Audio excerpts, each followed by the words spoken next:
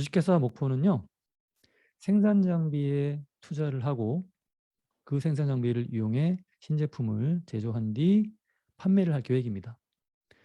무턱대고 실행을 하지 않겠죠.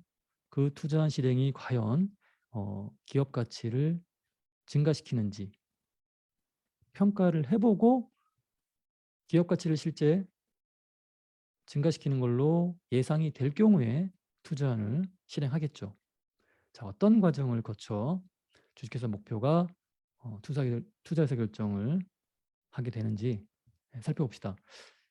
이 케이스는요, 전형적인 그 투자에서 결정의 어떤 그 뭐랄까요, 프로토타입 케이스라고 하나 그런 사례니까 여러분들 이 케이스 연습을 통해 굉장히 많은 것들을 배울 수 있을 거라 생각이 됩니다.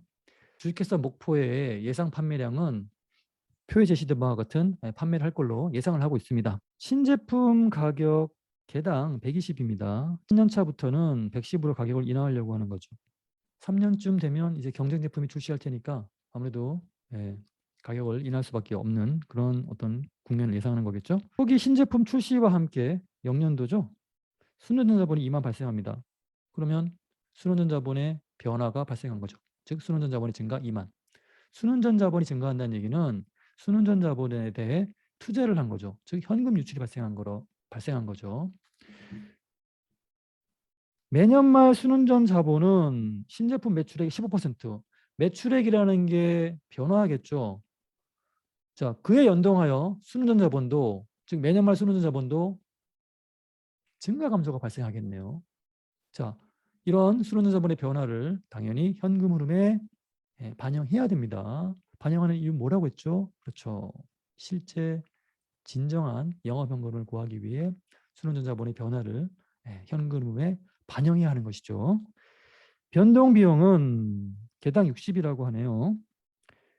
생산량에 상관없이 연간 고정 비용이 25,000이고 신제품 제작을 위해 꼭 필요한 생산 장비 구입하는데 80만의 큰 비용이 발생하네요. 이 80만이 아무래도 초기 투자 비용이 되겠죠. 자, 내용 연습 8년. 이 생산 장비의 수명이 아니고요. 이 생산 장비를 이용해서 수익을 창출할 것으로 기대되는 그 기간이죠. 8년 동안 생산 장비를 이용해 제품을 생산하여 판매를 통해 수익을 창출하는 거죠. 내용 연수의 의미 확인하시고, 자, 생산 장비 구입 시점에 추정 잔존 가치는 0입니다. 그러면 결국 감가상각 대상 금액은 얼마예요? 취득원가에서 추정 잔존 가치를 차감한 금액이니까 80만이 되겠네요. 그러면 내용에서 8년 동안 80만을 야금야금 썰어서 정액복으로 감가상각하겠죠. 그러면 연간 감가상각비는 10만임을 우리는 알 수 있네요.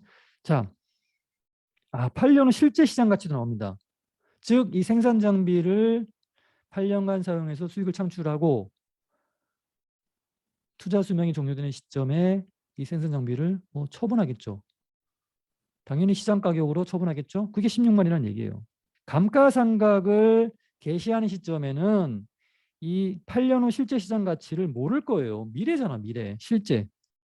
이건 지금 8년 후 실제예요. 그러니까 감가상각 개시 시점에 이 정보는 알 수 없었던 정보라는 걸 여러분들이 짚고 가셔야 돼요.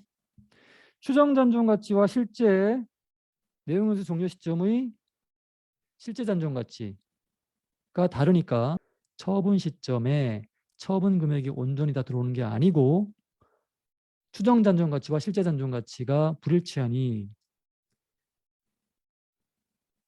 현금이 뜯겨 나가거나 세금이 뜯기거나 또는 낼 세금이 절약되는 어떤 그런 효과가 발생해서 처분 금액과 다른 금액이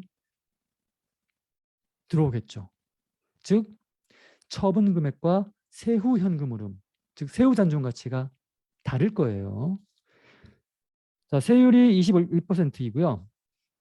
신제품 투자에 대한 요구 수익률이 15%입니다. 이 요구 수익률 15%는 미래 현금 흐름을 할인하는 데 사용되는 할인율이라고 보시면 되고요. 일단 손익계산서를 추정한다. 그리고 그 손익계산서로부터 영업 현금 흐름과 같은 그런 현금을 추출해내는 것이죠. 그래서 일단 손익계산서의 탑라인에 오는 매출을 먼저 추정하셔야 되는 거지. 그럼 첫 번째 연도 판매량이 3,000으로 예상되니 개당 120에 판매할 거고요. 그러면 첫 번째 연도 추정 매출액은 3,000 곱하기 120인 36만이 되는 것이죠. 이런 식으로 매출액을 추정하는 거예요. 자, 4년 차부터는 가격을 인하하죠. 개당 110으로. 그리고 4년 차 판매량이 6,500이니까 4년 차 추정 매출은 71만 5천이죠. 자, 이런 식으로 각 연도별 매출액을 추정하는 것이죠. 연도별 감가상각비는 감가상각 대상 금액이 취득원가 빼기 추정 잔존가치인데 추정 잔존가치가 0이고 그러면 감가상각 대상 금액은 80만이죠. 내용연수가 8년이니까 결국 정해법에 의한 감가상각비는 10만이 되겠죠. 감가상각 대상 금액이 80만이고 내용연수 8년으로 나누니까 그래서 정해법이니까 매년 동일한 금액의 감가상각비가 인식될 거고 누적 감가상각비는 그야말로 누적 감가상각비죠. 자, 그러면 내용연수 종료 시점 감가상각이 완료되면 누적 감가상각비가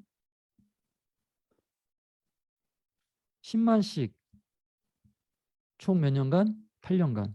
그래서 내용연수 종료 시점의 누적 감가상각비는 얼마? 80만이겠죠. 장부금액은요? 장부금액은 취득원가 빼기 누적 감가상각비잖아. 취득원가가 80만이고 누적 감가상각비가 80만이니까 장부금액은 0이 되겠네요. 내용연수 종료 시점에 매출액은 좀 전에 구해봤죠. 자, 이런 매출액이 쭉 나올 거고요. 변동비용은 개당 60이었죠. 그러면 첫 번째 연도 3,000개를 생산 판매할 테니 변동비용은 3,000 곱하기 60 해서 18만이 나오죠. 그래서 변동비용도 연도별 변동비용도 쭉 구할 수 있을 것이고 고정비용은 매년 2만 5천 고정으로 발생한다고 했죠. 감가상각비는 매년 10만. 자, EBIT를 구할 수 있네요. EBIT가 이자와 법인세를 제외한 모든 비용을 수익에서 차감한 결과치, 즉 이익이죠. 그래서 수익에서 이자 비용과 법인세를 제외한 모든 비용을 빼주면 EBIT가 나오죠. 이 EBIT에서 법인세, 세금을 빼주면 바로 순이익이 나오는 것이죠. 이 손익계산서로부터 영업현금 흐름을 구해봅시다. 영업현금 흐름을 구할 때 출발 값은 EBIT였죠. 첫 번째 연도 EBIT 5만 5천에 감가상각비를 더해줘야겠죠. 그리고 세금을 빼주면 영업현금 흐름이 자 이런 식으로 해서 연도별 영업현금 흐름을 쭉 구할 수 있습니다. 순은전 자본의 변화도 이 투자안의 증분현금 흐름, 관련 현금 흐름이죠. 순은전 자본의 변화를 영업현금 흐름에 반영하지 않으면 진정한 영업현금 흐름이 계산되지 않습니다. 투자한 실행과 함께 이만이 발생하죠. 즉 순은전 자본의 증가 2만 원. 순은전 자본의 증가는 현금 유출이라고 했죠. 그래서 현금 흐름 관점에선 마이너스 2만이 0년도 시점에 발생하는 거죠. 투자한 실행 1년 말 시점에 매출액이 36만이죠. 매년 말 순은전 자본은 매출액의 15%를 1년 말 시점의 순은전 자본은 매출액 36만의 15%인 5만 4천일 거예요. 자, 그러면 기초의 순은전 자본이 2만이었는데 기말 5만 4천이니까 순은전 자본이 증가했네요. 3만 4천만큼. 순은전 자본의 증가는 현금 유출이라고 했죠. 그러면 1년 차 때 순은전 자본의 변화로 인한 현금 흐름이 마이너스 3만 4천이 발생했네요. 자, 이런 식으로 기초 대비 2년차도 한번 해볼까요? 2년차 기초 시점의 순운전 자본은 54,000이죠. 2년차 말 순운전 자본은 2년 매출액의 15%니까 9만이겠죠. 기초 54,000이었는데 기말 9만을 설정해야 되니까 얼마만큼? 36,000만큼 순운전 자본이 또 증가하네요. 그러면 마이너스 36,000의 현금 흐름이 발생하는 것이죠. 자, 이런 식으로 순운전 자본의 변화를 현금 흐름에 반영하셔야 됩니다.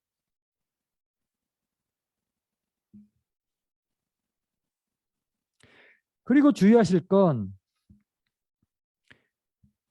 8년차 시점의 기초 순운전 자본은 66,000이었고 기말 순운전 자본은 8년차 매출액의 15%니까 49,500입니다.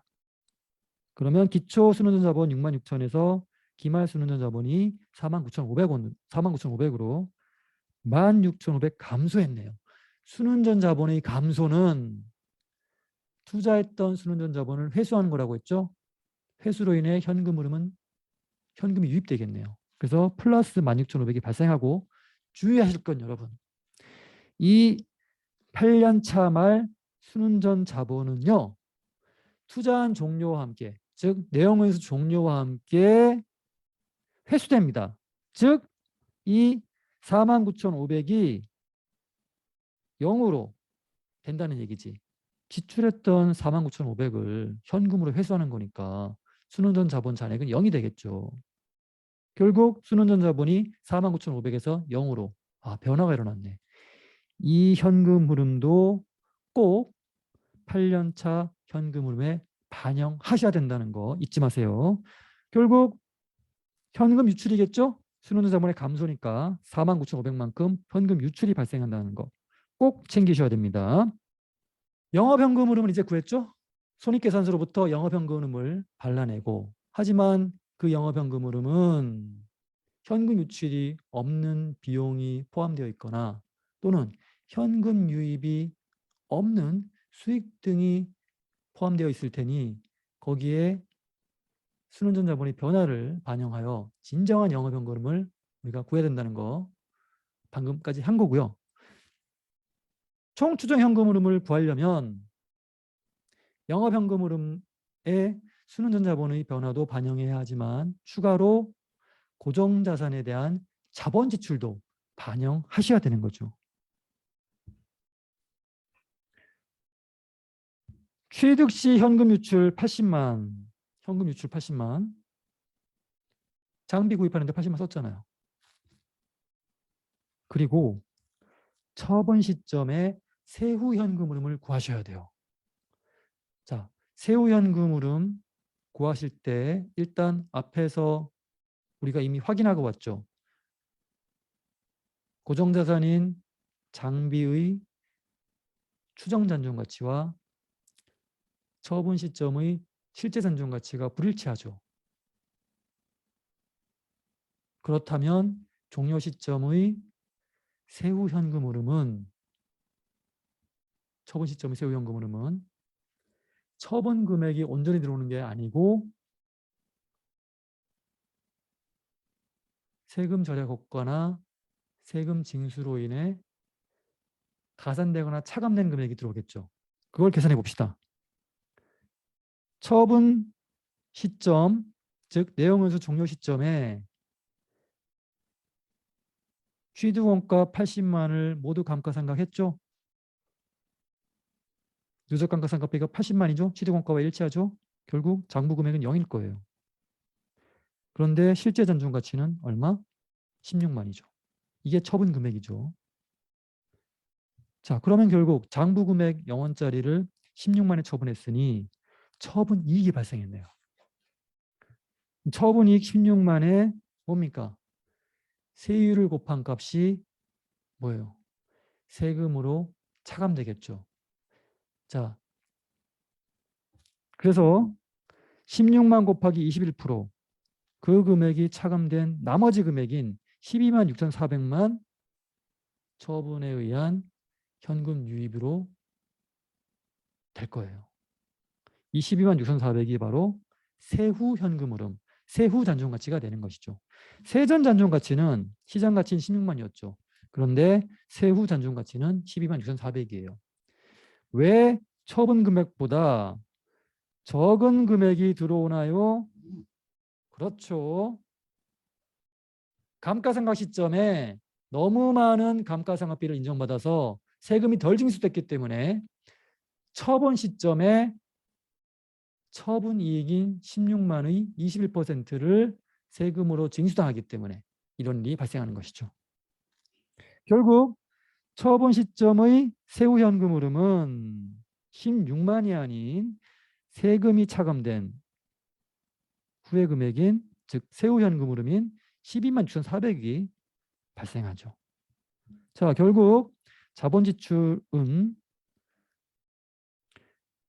취득 시점의 현금 유출 80만과 처분 시점의 현금 유입 12만 6,400이 되는 것이죠. 자, 여러분, 감가상각비 세금 절약 효과는 왜 여기에 반영하지 않나요? 라는 질문을 하시는 학생은 굉장히 공부 열심히 하는 학생이에요. 자, 그 감가상각비 세금 절약 효과, 감가상각비가 세법에 의해 비용으로 인정되기 때문에 과세소득을 줄여주죠. 즉 이익을 줄여서 세금이 줄죠. 분명히 현금 유입입니다. 낼 세금이 세이브되니 절약되니 돈 버는 거잖아요. 그러면 그거 자본 지출 아닙니까? 고정자산 감가상각과 관련된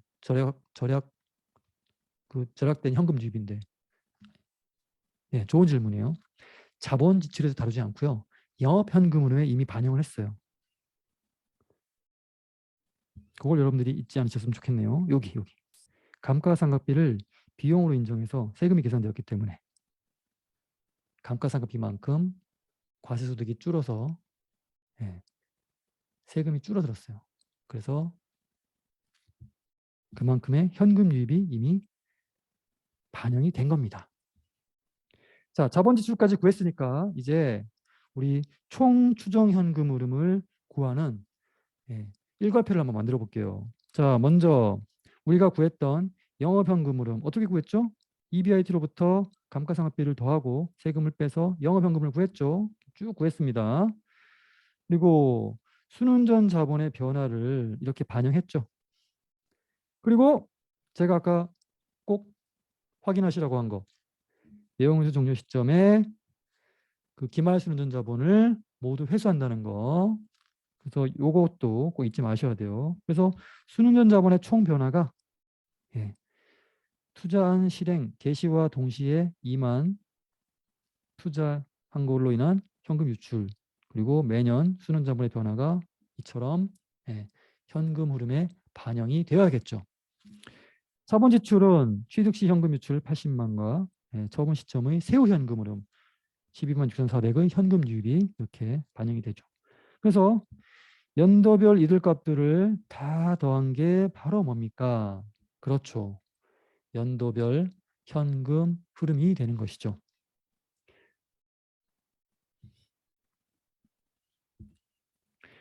자, 결국 영업현금 흐름을 연도별로 쭉 펼쳐 보였고요. 순운전 자본의 총 변화 역시 연도별로 쭉 펼쳐 보입니다. 다 현금 흐름이죠. 자본 지출 역시 연도별로 쭉 펼쳐 보이고 결국 투자안으로부터 투자안을 실행할 경우 예상되는 총 추정 현금 흐름이 또 연도별로 쭉 표시될 거예요. 요 아이들은 미래현금 흐름이죠. 그래서 요 미래현금 흐름을 현재 가치로 할인하죠. 그래서 이렇게 현재 가치를 할인합니다. 여러분들 5장에서 배운 그 투자 평가 기법을 이용해서 이제 의사결정을 이제 해야겠죠. 요 미래현금 흐름의 현재 가치 값들이 바로 뭐예요? 투자로부터 얻는 수익이 되겠죠. 여기 비용이 될 거고 이 수익에서 비용을 뺀 값 NPV가 얼마? 14만 5,755네요. 아, 0보다 큰 값이 나왔네요. 그 얘기는 무슨 얘기야? NPV가 0보다 크다는 얘기는 이 투자는 실행할 경우 기업 가치가 증가하는 거지. NPV는 얼마만큼 증가하는지도 알려주고 있죠. 이만큼 증가하는 거죠. 그러면 이 투자는 채택하는 것이 기업 가치를 증가하는 길이 되는 것이죠. EBIT로부터 출발해서 감가상각비를 더하고 세금을 빼서 영업현금흐름을 도출했죠. 이 영업현금흐름을 다른 방법으로 세 가지 방법이 더 있습니다. 손익계산서의 엔드 오브 라인에 있는 가장 밑에 있는 값이 바로 순이익이죠. 바텀업 어프로치라는 게 다른 게 아니고 이 순이익으로부터 출발해서 영업현금흐름을 도출해내는 그런 접근 방법을 말하는 거죠. 손익계산서의 순이익을 어떻게 구하는지 매출에서 감가상각비를 제외한 모든 비용을 빼고요. 그리고 감가상각비를 추가로 뺀 뒤에 나온 값이 바로 EBIT고 이 EBIT에 세금을 추가로 빼면 바로 순이익이 나오죠. 이제 바텀업 어프로치니까 거꾸로 갑니다.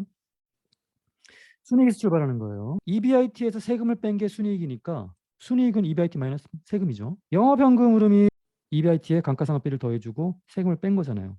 요 식을 요렇게 변환해도 똑같죠. 세금을 감가상각비 앞으로 땡겨온 거예요. 마이너스 세금을. EBIT 마이너스 세금이 바로 뭡니까? 그래요. 순이익이에요. EBIT 마이너스 세금을 순이익으로 도치하면 영업현금 흐름이 순이익의 감가상각비를 더한 값으로 도출되는 것이죠. 두 번째 방법, 손익계산서 위에서 밑으로, 그러니까 탑다운 어프로치라고 하는데 손익계산서의 맨 위는 뭐예요? 매출액이죠. 매출액으로부터 출발해서 영업현금을 밑으로 내려가듯이 하면서 영업현금을 도출하는 방법이죠. EBIT라는 게 매출액에서 비용을 빼고 감가상각비를 추가로 뺀 값이죠. 영업현금 흐름은 개념적으로 EBIT에서 감가상각비를 더하고 세금을 뺀 값이죠. EBIT에 대한 요 식을 여기 넣는 거죠. 영업현금 흐름은 이렇게 EBIT, 그렇죠? 네. 그리고 요 감가상각비 더하고 세금을 뺀 거죠. 그런데 재밌는 건 뭡니까? 마이너스 감가상각비와 플러스 감가상각비가 보이네? 그럼 이렇게, 그죠?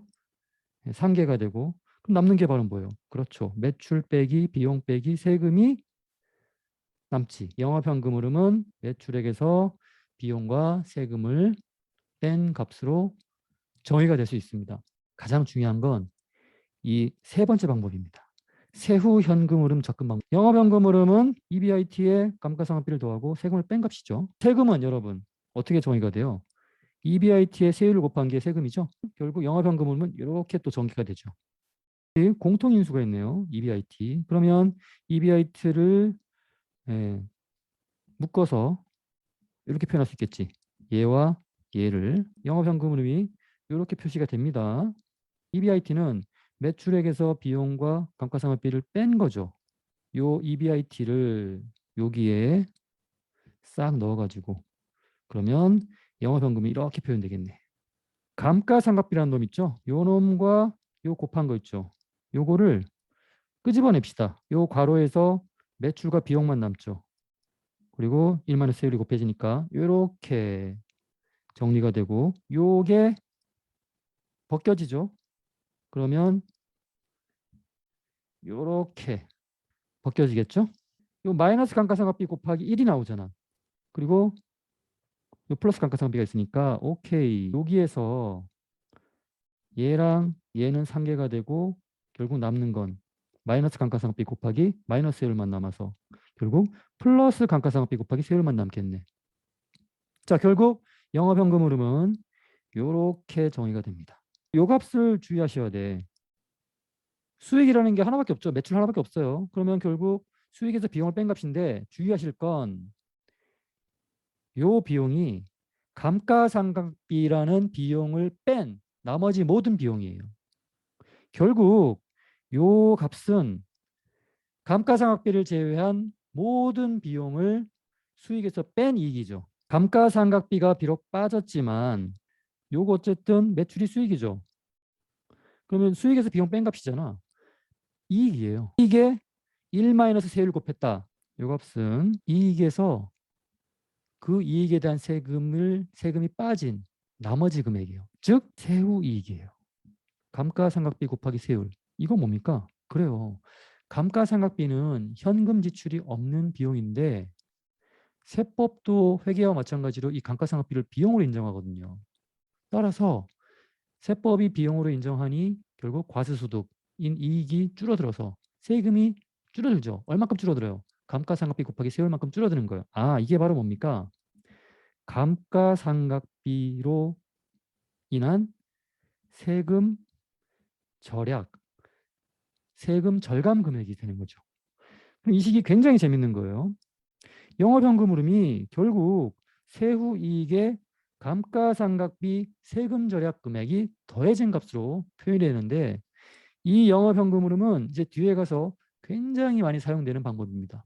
꼭 기억해 두시기 바라고요. 기존의 영업현금 흐름 도출하는 방법 외에 추가로 세 가지를 더 배웠어요. 바텀업 어프로치와 탑다운 어프로치, 그리고 가장 중요한 세후 현금 효과를 이용한 영업현금을 도출했는데 정말 그 세 가지 방법이 모두 동일한 영업현금을 계산해내는지 앞서 다뤄봤던 케이스에 적용해서 정말 동일한 영업현금이 도출되는지를 검증 한번 해봅시다. 자, 첫 번째 바텀업 어프로치로 먼저 구해보죠.